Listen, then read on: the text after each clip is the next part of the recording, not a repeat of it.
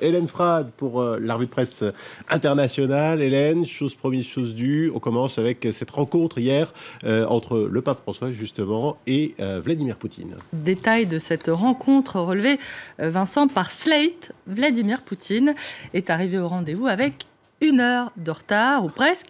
C'est très impoli, s'indigne le site, qui rappelle que le président russe avait déjà 50 minutes de retard lors d'un précédent rendez-vous avec le pape en novembre 2013. Hier, Poutine a été probablement de mauvaise humeur car BP, Pauline l'a dit, a annoncé que les États-Unis sont devenus le premier producteur mondial de gaz et de pétrole devant la Russie, imagine Slate. Voilà pour les chronos. Dans son entretien avec le président russe, le souverain pontife lui a demandé un effort sincère, je cite, non pas pour être à l'heure, mais pour réaliser la paix en Ukraine. Et ce, après avoir salué Vladimir Poutine en allemand, selon The Daily Beast, qui explique que ce Willkommen papal a nourri pas mal de spéculations sur le fait que le pape soutient en vérité l'Allemagne et les États-Unis dans leur décision de sanctionner la Russie. Alors, quand on en parle toujours de cette visite avec The Independent, qui lui rappelle que cette demande du pape, elle suit la décision des dirigeants justement du G7 de lier la durée des sanctions contre la Russie à la mise en œuvre des accords de Minsk, ce cessez-le-feu en Ukraine. Et ce sont des accords que Matteo Renzi a qualifiés lors de sa rencontre avec Poutine, qui a eu lieu avant l'entretien du président russe avec le pape. On ne sait pas si Poutine était là encore en retard. Qu'il a qualifié donc d'étoile polaire, de boussole, de point de référence, je le cite, pour dénouer la crise ukrainienne. Le chef du gouvernement italien, qui n'est toutefois pas le dirigeant européen le plus mal disposé envers le patron du Kremlin, c'est ce que rappelle The Independent, qui raconte que Matteo Renzi a plutôt insisté lors de cette rencontre sur l'importance et l'étroitesse des liens de l'Italie avec la Russie. D'après le quotidien britannique, le patron du Kremlin chercherait, quant à lui, à tirer parti de ces liens privilégiés justement pour tenter de rompre un peu son isolement sur la scène internationale. À la une également ce matin, Hélène, l'arrestation en Malaisie. Vous déjà, Vincent. Oui, je vois ça, je vois venir le truc. On verra s'il y a les photos.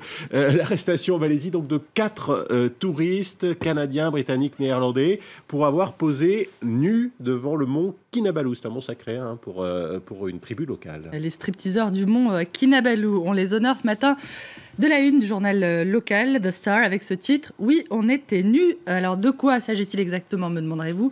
Le mont Kinabalu, sur l'île de Bornéo, est un site inscrit au patrimoine mondial de l'UNESCO et est à la fois très prisé des amateurs de trekking et sacré pour la tribu Kadazan Dusun qui y vit et pense que c'est un lieu sacré, un lieu de repos pour les esprits.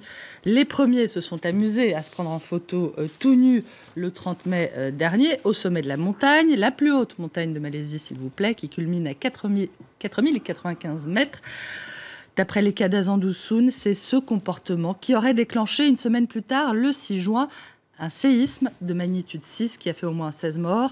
Selon eux, c'est le geste de ces touristes qui aurait provoqué la colère des esprits.